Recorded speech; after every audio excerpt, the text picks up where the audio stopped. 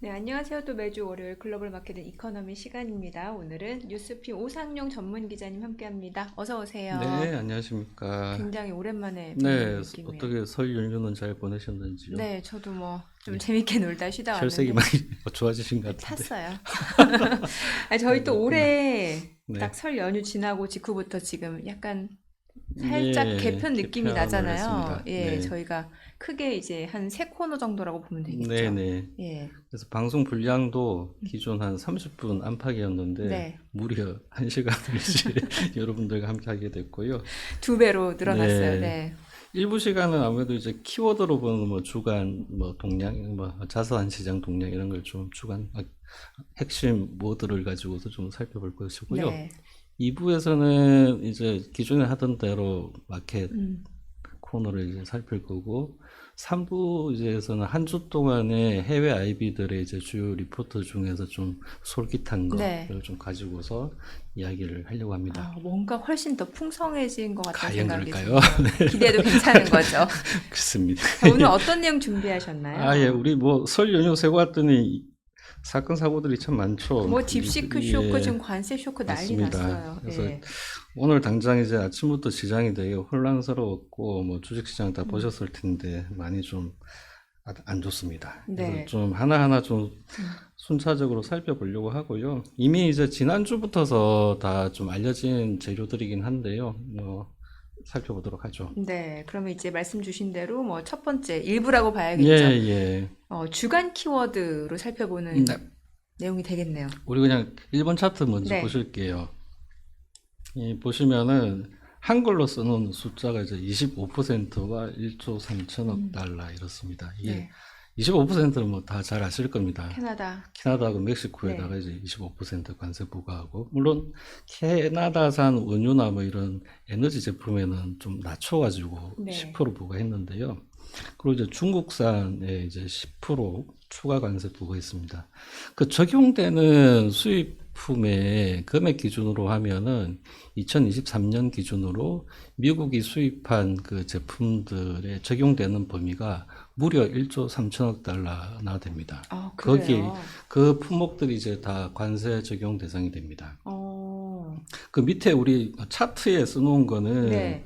지난해 기준으로 이제 미국과 교역에서 흑자를 얼마나 많이 냈는가 국가들별로 쭉 이렇게 순서를 세워놨습니다. 네네. 그러니까 이번에 관세 대상에 포함이 안 됐지만 이 정도 이제 흑자를 내고 있으면 좀 마음의 준비를 해야 될 겁니다. 그러네요. 네. 그러니까 대미 수출 규모가 큰 국가일수록 이 영향이 클 수밖에 없는 네, 이미 이제 거잖아요. 그렇게 하겠다라고 좀 예. 언지를 미리 예고를 했습니다. 네네. 예. 아무래도 그렇다 보니까 환율도 좀 많은 영향을 받는 것 네, 같아요. 이미 예. 이게 지금 우리 두 번째 차트 한번 네. 보실까요? 이게 오늘 상황은 아니고 지난주 이제 금요일까지 상황입니다. 이 보라색 선이 멕시코 페소 환율이고요. 파란색 선이 캐나다 달러 환율인데요. 그러니까 미국 그 달러에 대해서 각각의 통화가 어떻게 움직였는가 보여주는 건데, 위로 올라갈수록 이제 해당 국가 통화들이 달러 대비 약하다는 얘기입니다. 네. 지난 31일 날 이제 트럼프 대통령하고 이제 백악관 관리들이 우리 예고한 대로 할 거다. 25% 관세 부과할 거다. 그 이제 소식이 뉴스를 타면서 이미 지난주 금요일 날 좀 많이 위로 이제 네. 올라갔죠. 오늘 아침에 보시면은 아시아 위안 시장에서는 더 많이 올라왔습니다. 음, 거의 뭐 캐나다 달러 같은 경우는 미국 달러 대비로 한 1% 넘게 뭐 1.5%까지 하락했던가요? 예, 예, 그렇게 예. 됐었고요. 멕시코 페소도 역시나 비슷하게 그렇게 약세를 갔습니다. 네. 그 다음에 유럽 연합도 이제 다음에는 네 차례다 이러니까 지금 다 약간 매맞기 예, 기다리고 있는 예, 예. 느낌이잖아요. 거의 뭐 순번대로 네. 지금. 그래서 유로도 아침에 보니까는 1.2%까지 하락을 하는 모습을 음, 봤습니다. 그만큼 이제 그 미국 달러 가치는 더 강해졌다는 이야기겠죠. 이러니까 이제 뭐 캐나다도 그렇고 미국을 상대로 보복관세 얘기가 나오는데 사실 네, 달러가 강해지면 네. 이게 상쇄되는 효과가 있어서 맞습니다. 예, 미국은 별 영향 맞습니다. 없다는 얘기 나오잖아요. 그 이제 그 수입산 제품으로 인해서 유입되는 그러니까 수입 물가 상승에 의한 인플레이션 압력이 네. 달러가 강해지면 뭐 일정 부분 혹은 상당 부분 상쇄해 줄 거다라고 그러게요. 이야기도 합니다만, 근데 우리가 이게 지난 트럼프 1기 때랑은 좀 이게 지금의 기초 이런 어떤 펀더멘탈이 많이 좀 다릅니다. 이따가 후반부에서 다시 네. 이제 설명을 그건 할 것이고요. 네. 그리고 자, 세 번째 차트 이제 좀 넘어가 볼까요? 이게 이제 미국 10년물 국채 금리하고 아까 말씀드렸던 달러 인덱스입니다. 파란색이 이제 10년물이고요. 그 다음에 보라색 선이 달러 인덱스인데, 뭐 지난 금요일 날에 이제 좀 벌써 좀 위로 이제 방향을 네. 틀고 있죠. 오늘 아침에 이제 오전하고 오후를 보니까는 오히려 미국 10년물 금리는 이제 하락을 합니다. 오히려. 네. 그건 이제 안전자산 선호, 위험 회피 때문에 국채로 이제 몰리다 보니까는 채권시장 예, 쪽으로. 국채 가격 올라가고 국채 금리는 하락하고. 근데 2년물짜리 국채 금리는 또 상승하고 있어요. 그러니까 채권 가격이 떨어진다는 예, 얘기잖아요. 그러니까 연준의 통화 정책에 민감한 2년짜리 국채 같은 경우는 이러다가는 진짜 인플레이션이 다시 위로 솟구치고 예. 그래서 연준이 금리를 진짜 이러다 못 내리는 거 아니냐 뭐 그런 두려움 때문에 2년물 금리는 올라가고 10년물 금리는 아까 말씀드렸듯이 위험 회피 때문에 다시 좀 이렇게 네. 하락을 하고 있어요. 근데 달러는 아까 말씀드렸던 대로 주변국 통화들이 워낙 약해져 버리니까 뭐 그러게요. 자연스럽게 더 강해졌어요. 참 이 현상 때문에 오늘 국내 주식 시장이 좀 많은 예. 영향을 받는 것 같아요. 이거는 앞으로도 이 두 개 차트가 이제 어떻게 네. 움직이느냐에 따라서 뭐 미국 주식 시장도 마찬가지고요. 코인도 역시 마찬가지입니다. 네. 그다음에 저기 아시아 이머징 통화 그 나라 통화들이 계속 약해져 버리면 그 들어가 있는 외국인 자본은 계속 머물고 싶지를 않죠. 다시 이제 뭐 회귀할 위험들 이런 것들이 다 이 두 개 차트에 연동된다라고 보시면 되고요. 물론 앞으로 이제 얼마만큼 서로가 보복을 해제길 건지 네. 유럽연합을 상대로 진짜 뭐 얼마나 더 할지는 이제 살펴봐야 되는데 조금은 시장은 좀 놀란 듯한 설마 하겠나라고 이렇게 좀 뭐 설마 했던 분들도 있었던 것 같아요. 네. 그리고 이제 이게 막상 관세를 매기다 보니까는 그러면 더 큰 게 올 건데 하는 그런 불안감도 있고 하니까 뭐 그런 부분들이 이제 이렇게 오늘 아시아 시장하고 뭐 다 그쪽으로 반영이 되었다라고 보시면 됩니다. 네. 지금 미국은 사실 경기도 괜찮고 예. 뭐 달러 강세에다가 또 네. 트럼프가 자국 이익만 추구하다 보니까 예. 말씀해 주신 대로 글로벌 자금 자체가 미국 쪽으로 쏠림 현상이 더 강해질 네. 수밖에 없다는 생각이 드네요. 예, 맞습니다. 그러니까 이게 뭐 결국은 미국도 피해를 볼 텐데요. 네. 뭐 그래도 상대적으로 덜 보지 않겠는가 이게 제일 중요하고 이미 캐나다하고 멕시코는 저 정도 관세를 한 몇 달만 더 맞으면 그러니까요. 한 두 개 분기 가면 이제 리세션 온다 그러거든요. 캐나다하고 멕시코 네. 같은 경우는 뭐 중국은 어쨌든 뭐 자국 안에서 뭐 좀 그래도 해결을 볼 거다라고 보면 그래서 그런 부분들이 이제 다 야 이게 캐나다만의 문제냐 뭐 이렇게 이제 다 생각을 하다 보니까 안전 선호 현상이 굉장히 뚜렷했던 오늘 아시아 시장이었습니다. 자, 그리고 설 연휴 때 정말 예. 떠들썩하게 했던 이슈가 바로 딥시크 예. 중국. 사실 뭐 놀랐습니다. AI 패권 정책 얘기 계속 있었습니다만 중국에서 이렇게 실제로 이렇게 비용을 이렇게 안 들여서 했다는 거 R1 모델 그죠? 예, 예. 너무 놀라가지고 우리 한번 4번 차트 이제 네. 보시죠. 키워드 제목에 이제 보면 560만 달러와 5,888억 달러라고 이제 제목을 잡았는데요.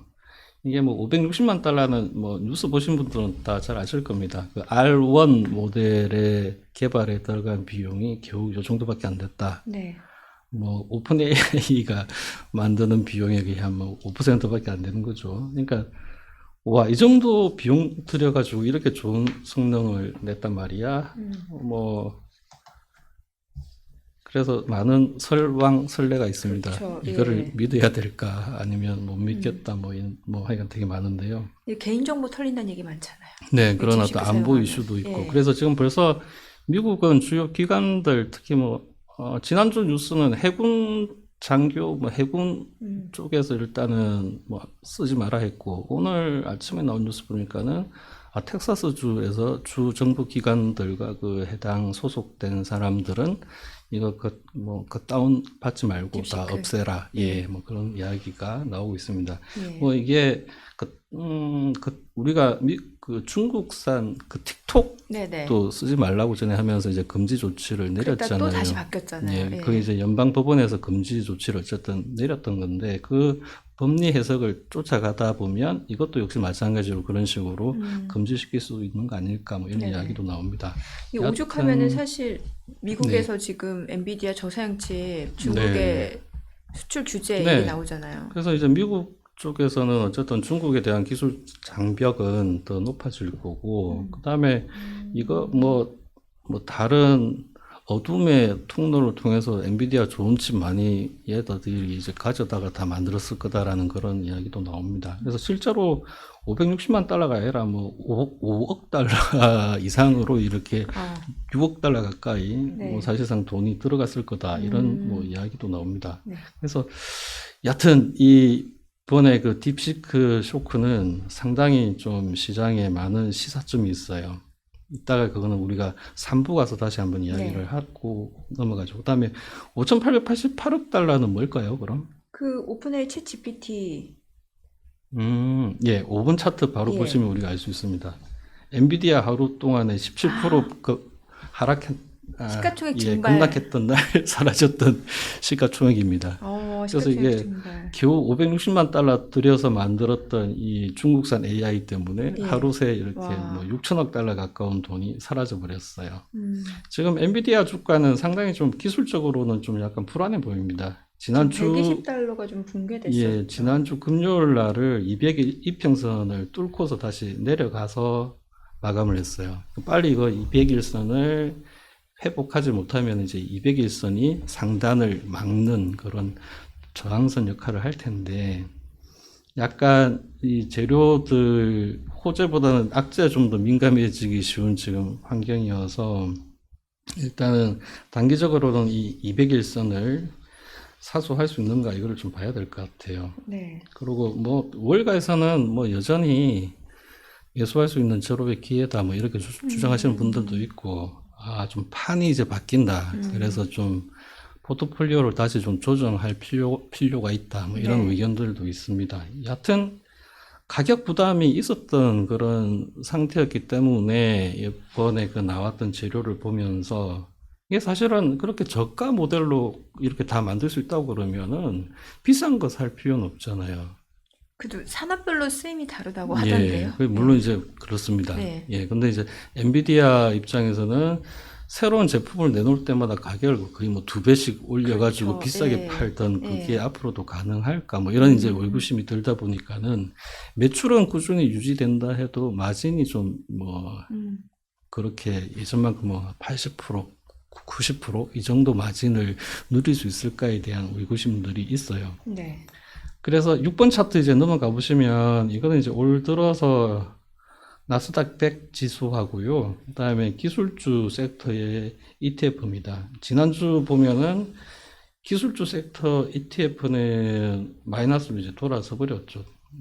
그래서 이게 뭐 여전히 엔비디아뿐만 아니라 뭐 다른 그 엔비디아 생태계 안에 있었던 소위 말하는 엔비디아 수혜주들 이 모든 것들이 좀 많이 안 좋았고, 오늘 타이완 증시에서 그 TSMC 주가도 네. 아침에 보니까는 제법 많이 내리더라고요. 어제 우리 하이닉스 주가 맞아요. 예, 확인하셨듯이 뭐 그런 어떤 좀 불안감들이 아직은 남아 있다. 그리고 설 연휴 때 또 FOMC 있었잖아요. 네. 예. 이번 FOMC는 사실 뭐 좀 흥미로운 대목이 몇 군데 있긴 했는데, 뭐 워낙에 다른 이제 묻혔죠. 뉴스들이 커가지고 묻혀버렸어요. 7번째 차트 한번 잠시 보시면, 일단은 성명서에서 좀 재미난 게 있었습니다. 그게 인플레이션이 연준이 목표로 하는 2%를 향해서 전진하고 있다라는 그 대목이 없어져 버리고, 인플레이션은 여전히 다소 높은 수준을 유지한다. 이 대목만 들어가 버리니까 시장이 좀 놀랬어요. 그러면은 이 연준이 보기에 지금 물가 상황을 좀 안 좋게 보나? 근데 이제 나중에 이제 아니나 다를까 그 파월 의장의 기자회견 때는 그건 그냥 단순히 문구를 좀 간단하게 그냥 다듬기 위한 것일 네. 뿐, 뭐 인플레이션은 여전히 이제 우리의 예상대로 뭐 잘 가고 있을 거다, 뭐 이런 이야기도 좀 일부 했습니다. 네. 그래서 이게 이 대목은 앞서가지고 이제 트럼프 대통령이 당장 금리 내려라 하는 요구에 어느 정도 이렇게 같이 좀 호응을 하는 건가 하는 그런 의심도 들긴 했습니다. 네. 여튼 네, 이 부분은 뭐 다음에 다시 기회가 되면 설명을 더 하도록 하죠. 네. 자, 저희가 첫 번째 일부에서는 또 주간 키워드로 보는 시장 상황 간단하게 정리를 해드렸고요. 잠시 쉬어가고 다시 마켓나우에서 좀 뵙도록 하겠습니다. 네.